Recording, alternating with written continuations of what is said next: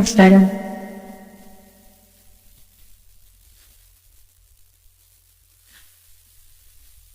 Temple കയറി ത്രുടി ചിലപ്പോൾ എത്തും, ഇല്ലെങ്കിൽ ക്ഷമിക്കാം. ഹിന്ദുവായി, മുസൽമാനായി, ക്രിസ്ത്യാനിയായി, നമ്മളെ കണ്ടാലറിയാതായി ലോകം ഭ്രാന്താലയമായി. ഹിന്ദുവായി, മുസൽമാനായി, ക്രിസ്ത്യാനിയായി, നമ്മളെ കണ്ടാലറിയാതായി ഇന്ത്യ ഭ്രാന്താലയമായി. ആയിരമായിരം മാനവ ഹൃദയങ്ങൾ ആയുധപുരകളായി ദൈവം തെരുവിൽ മരിക്കുന്നു, ചെകുത്താൻ ചിരിക്കുന്നു. എന്തിനാ ഇങ്ങനെ ചിരിക്കണേ?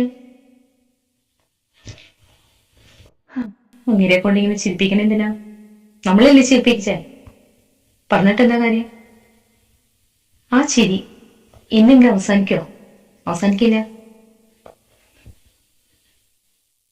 നമ്മളല്ലേ ഇങ്ങനെ ആക്കി തീർത്ത്.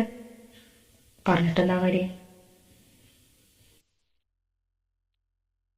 മതത്തെ ചൊല്ലി ലോകത്ത് മുഴുവൻ യുദ്ധങ്ങൾ. എന്നിട്ട് നിങ്ങൾ നേട്ടമുണ്ടോ? എവിടാ? കുറെ നിരപരാധികളായ കുഞ്ഞുങ്ങൾ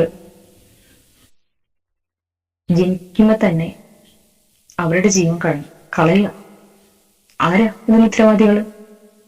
അതിന് കുറെ ന്യായീകരണങ്ങളുണ്ട്. ഇപ്പൊ തന്നെ നമ്മുടെ ഇന്ത്യയിലെന്തോ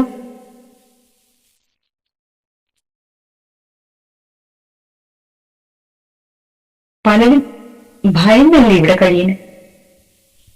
അല്ലെന്ന് പറയാൻ പറ്റുമോ? അവരുടെ അവകാശങ്ങള്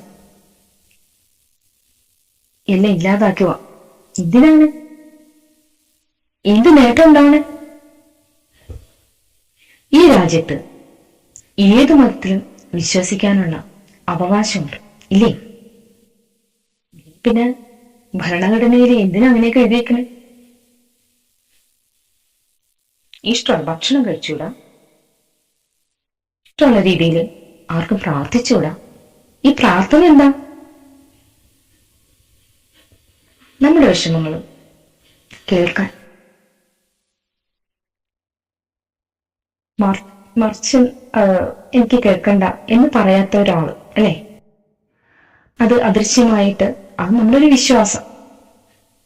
അപ്പൊ പറയുമ്പോ തിരിച്ച് എല്ലാം ശരിയാവും എന്നൊരു ഉൾവിളി ഉണ്ടോ എന്ന് എനിക്കറിയില്ല. ഉണ്ടാവും. അതാണല്ലോ എല്ലാവരും പ്രാർത്ഥിക്കുന്നേ.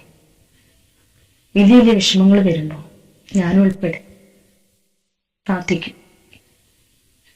എന്തിനാ? മനസ്സിന് ശക്തി കിട്ടാൻ. ഇല്ലെങ്കിൽ നമുക്കൊക്കെ ഭ്രാന്താവില്ലേ? എല്ലാ മതത്തിലും നല്ല വാക്കുകൾ പറയും, പക്ഷേ നമ്മളത് പാലിക്കുന്നുണ്ടോ? ഇല്ലെന്ന്. പാലിച്ചാലെന്താ കുഴപ്പം? ഈ മതം ഒരു വധമായി മാറിയിരിക്കല്ലേ? അല്ലേ? അതെ, വധം തന്നെയാണ്.